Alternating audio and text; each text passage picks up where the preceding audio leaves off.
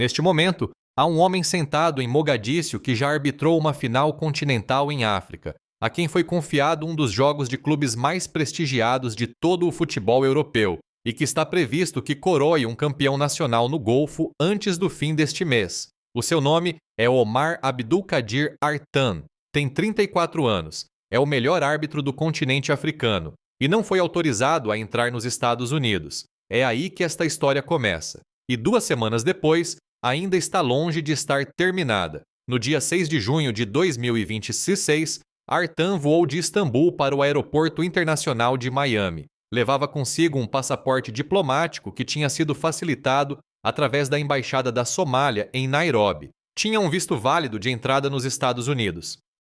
Estava ali para participar num seminário obrigatório da FIFA para árbitros antes do Mundial, um torneio para o qual tinha sido escolhido como um dos apenas 3 árbitros principais selecionados em todo o continente africano. Era o primeiro somali da história a receber essa nomeação. Todos os documentos estavam em ordem. Todas as credenciais batiam certo. Toda a papelada de que um homem na sua posição poderia precisar estava presente e devidamente comprovada. Ainda assim, a Alfândega e Proteção de Fronteiras dos Estados Unidos travou-o. Depois de 11 horas de interrogatório dentro do aeroporto, foi colocado num voo de regresso a Istambul e viu a entrada recusada. A explicação oficial emitida pela CBP citou, entre aspas, preocupações de verificação, sem especificar quais eram essas preocupações. O que veio a seguir foi pior.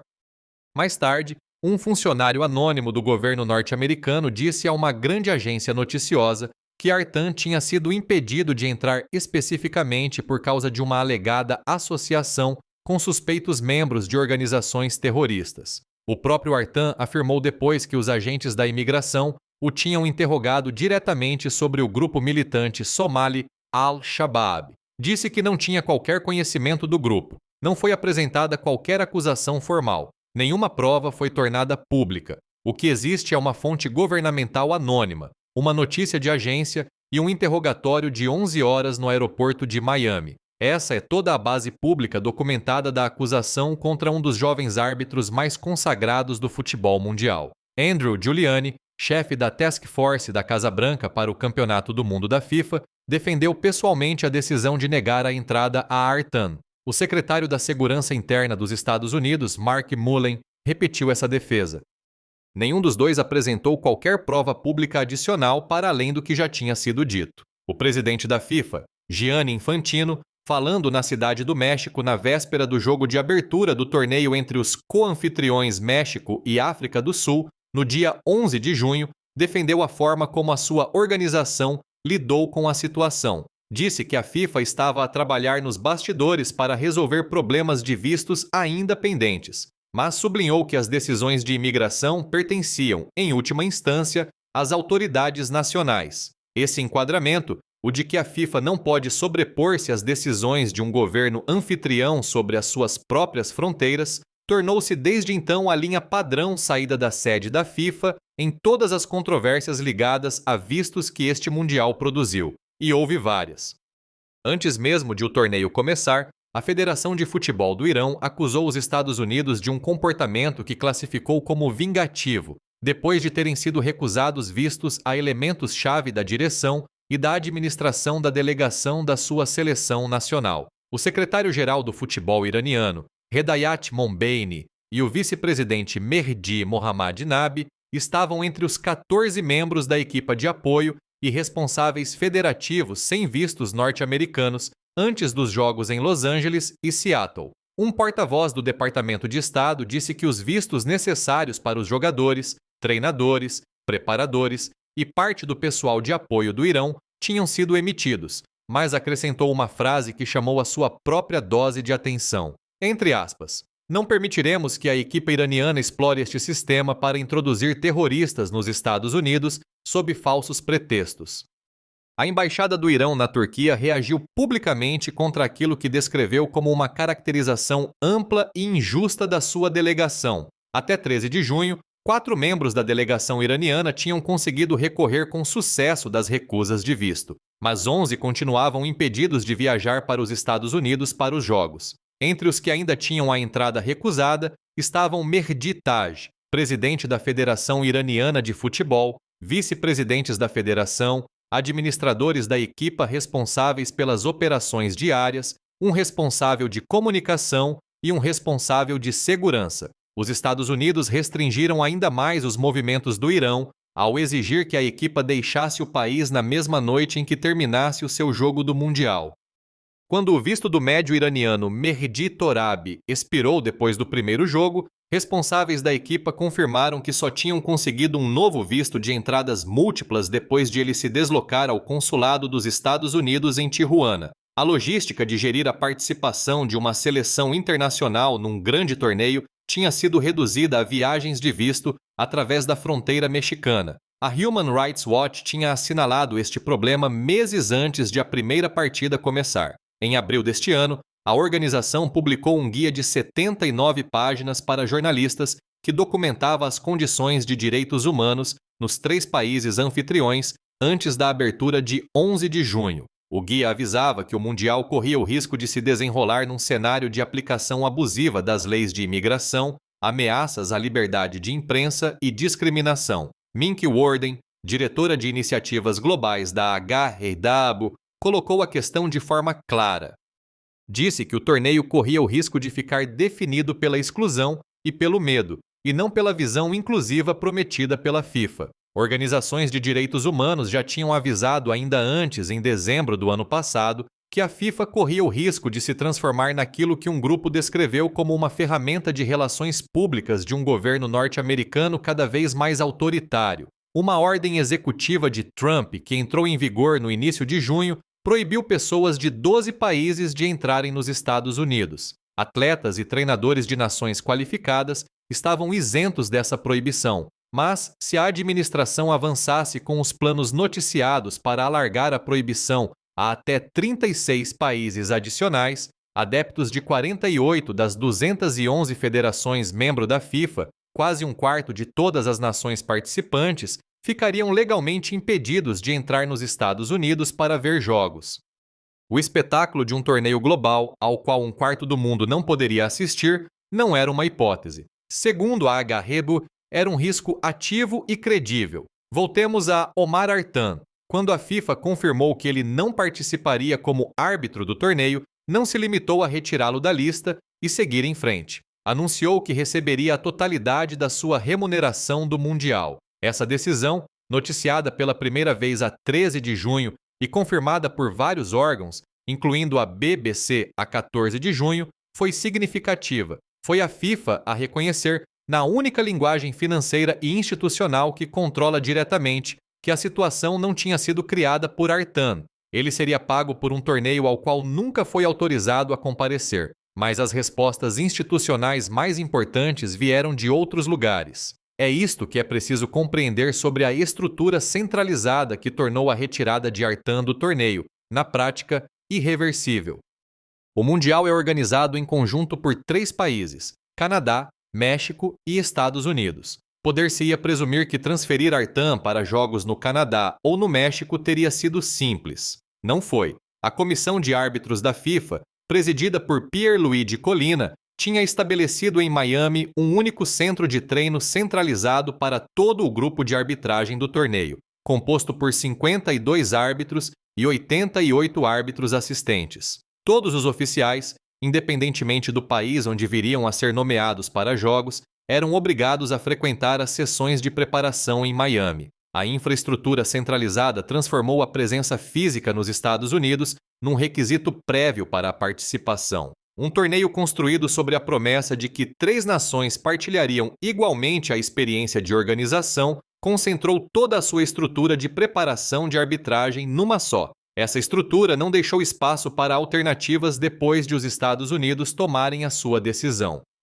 No dia 10 de junho, Artan aterrou em Mogadíscio. Não foi recebido com embaraço nem com condolências discretamente organizadas. Foi recebido como um herói. Autoridades somalis e cidadãos comuns juntaram-se para o receber. O seu regresso não foi tratado como um fracasso, mas como um momento de orgulho nacional, um reconhecimento de tudo o que ele já tinha conquistado para chegar àquele ponto. Para um país cuja infraestrutura futebolística foi moldada por décadas de instabilidade e conflito, e no qual a FIFA tinha investido especificamente através de programas de formação de árbitros como parte da sua ação de recuperação pós-conflito, a seleção inicial de Artan tinha sido apresentada como prova de que esse investimento estava a funcionar. A recessão no seu país refletiu a percepção de que nenhuma decisão migratória norte-americana poderia desfazer o que ele já tinha construído.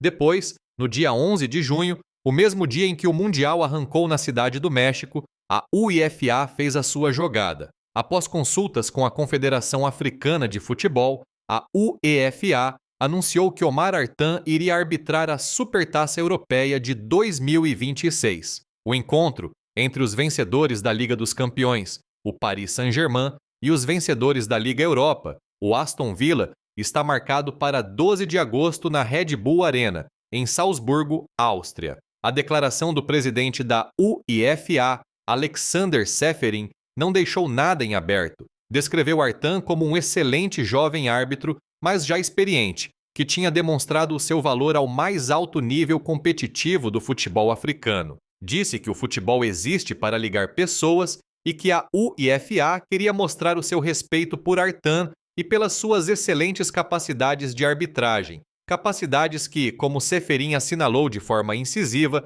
lhe tinham valido desde logo uma nomeação tão prestigiada.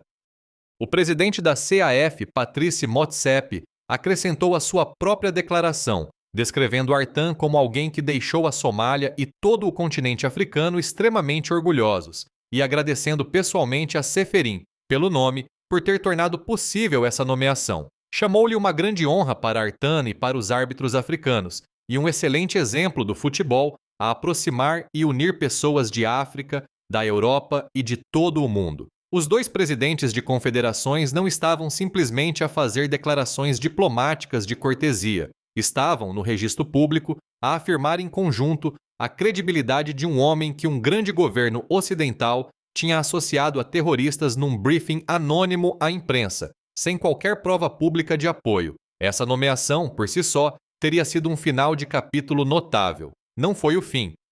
No dia 19 de junho, a Federação de Futebol do Kuwait anunciou através dos seus canais oficiais que Omar Artan tinha sido designado para arbitrar o jogo entre o Kuwait SC e o Al-Qadsiya no dia 29 de junho, integrado na última jornada da Zain Premier League da época 2025 a 2026. Este não é um encontro sem significado. É o jogo que decidirá o campeonato. A designação surgiu na sequência de um convite pessoal direto do presidente da Federação de Futebol do Kuwait, o Sheikh Ahmed Al-Youssef Al-Sabah. A Federação Somali de Futebol deu a sua aprovação depois de o convite ter sido formalmente emitido e publicou a sua própria declaração agradecendo ao Kuwait pelo gesto, que descreveu como um reforço dos laços de amizade e confiança entre os dois países. Pense-se no que esta sequência de acontecimentos realmente significa quando é apresentada por inteiro.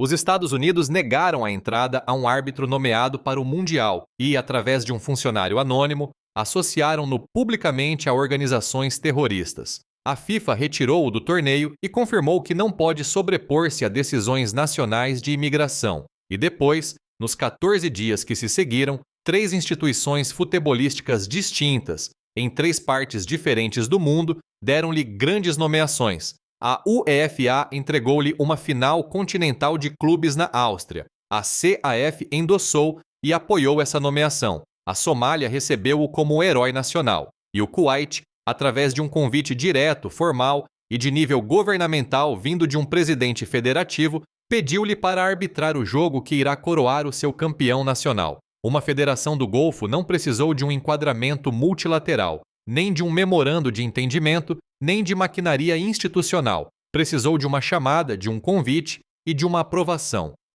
Escolheu este homem, este momento e este jogo de forma deliberada. Um campeão nacional será coroado no Kuwait no dia 29 de junho e Omar Artan terá o apito na mão. Isso é um facto. Está a acontecer daqui a 9 dias no momento em que esta história está a ser contada. A arquitetura política do que aqui se desenrola não é subtil. Cada uma destas respostas institucionais, a nomeação da UEFA, o apoio da CAF, a recessão da Somália, o convite do Kuwait, Funcionou como uma resposta coletiva a uma pergunta que os Estados Unidos levantaram, mas nunca realmente fundamentaram. Este homem é uma preocupação de segurança? Ou é simplesmente o melhor árbitro do continente africano, cujo único crime prático foi ter um passaporte somali num momento em que a aplicação das regras migratórias norte-americanas estava a ser feita de forma ampla e sem prestação pública de contas individualizada? As instituições que melhor conhecem o seu trabalho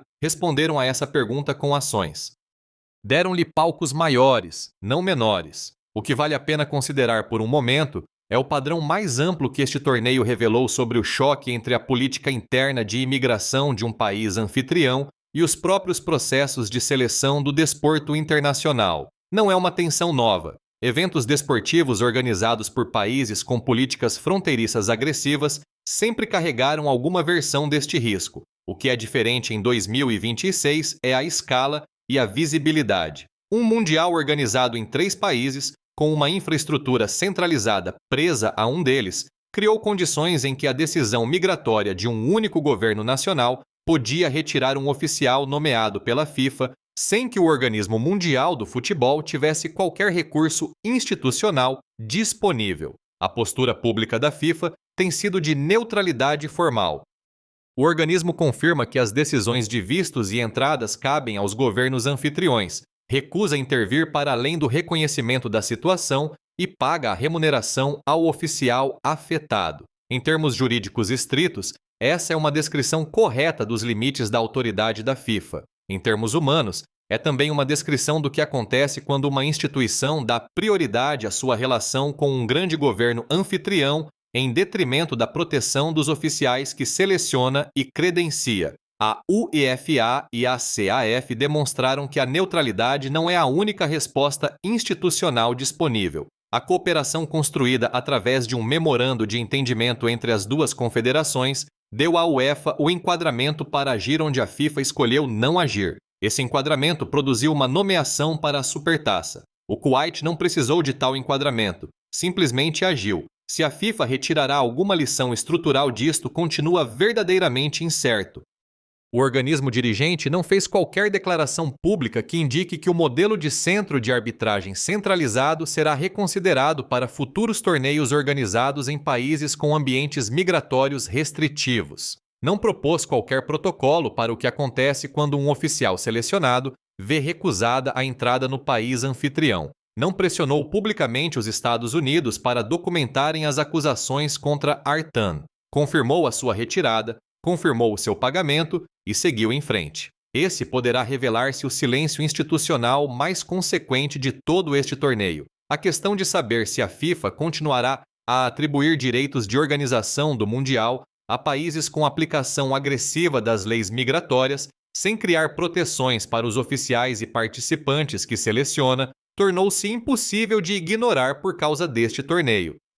A Human Rights Watch formulou o problema nos termos mais simples possíveis quando avisou que a FIFA corria o risco de se tornar um veículo de exclusão. O organismo dirigente não se pronunciou publicamente sobre esse enquadramento. O seu silêncio é a sua resposta, pelo menos por agora. Entretanto, a carreira de Omar Artan continua a crescer. Uma final continental em África, uma final da Supertaça Europeia na Áustria, um jogo decisivo do campeonato no Golfo, 3 confederações, 3 partes do mundo, todas a escolherem colocá-lo em campo para jogos de verdadeira importância no mesmo ano civil em que um país decidiu barrá-lo na fronteira. A história que os Estados Unidos escreveram sobre Omar Artan no dia 6 de junho não é a história que o resto das instituições do futebol mundial escolheu repetir. Escreveram outra e continuam a acrescentar páginas. Há uma história política mais vasta por baixo desta, e ela importa para compreender por que razão esta situação se desenrolou desta forma.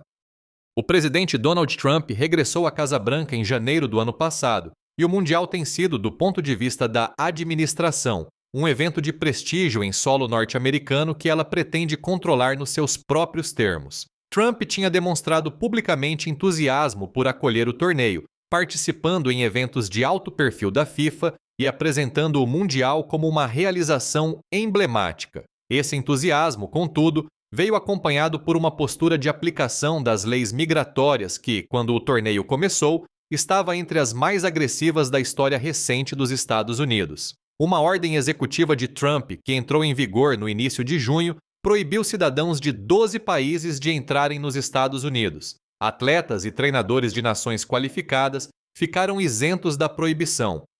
Mas o ambiente mais amplo de controle migratório e a discricionariedade que concedeu aos agentes de alfândega e fronteira para aplicarem preocupações de verificação sem qualquer divulgação pública obrigatória criou exatamente as condições que produziram o caso Artan. Um oficial nomeado por um organismo internacional, com credenciais verificadas por esse organismo, podia ainda assim ser afastado na fronteira com base numa alegação que o governo não tinha qualquer obrigação legal de fundamentar publicamente. Isso não é uma falha no sistema tal como ele funciona atualmente. É exatamente assim que o sistema foi desenhado. E é um desenho que a FIFA aceitou quando atribuiu o Mundial a uma estrutura organizativa que colocou os Estados Unidos no centro da infraestrutura comercial e logística do torneio. O jogo de abertura foi disputado na Cidade do México. Mas Miami, Dallas, Los Angeles e Nova York recebem a maior parte dos encontros de maior projeção, incluindo a final de 19 de julho. Essa concentração de valor comercial torna, na prática, difícil para a FIFA contrariar decisões do governo norte-americano, mesmo quando essas decisões contradizem diretamente os próprios processos de seleção do organismo. A FIFA precisa mais dos Estados Unidos do que os Estados Unidos precisam da boa vontade da FIFA, e toda a gente no futebol internacional compreende isso. O próprio Artan abordou o conteúdo do que aconteceu durante as suas 11 horas no Aeroporto Internacional de Miami. Disse publicamente que foi interrogado especificamente sobre a Al-Shabaab. Negou qualquer conhecimento ou ligação ao grupo. Nenhuma investigação jornalística publicada desde então apresentou provas que contrariem o seu relato. Um funcionário anônimo fez uma acusação. Artan refutou-a publicamente.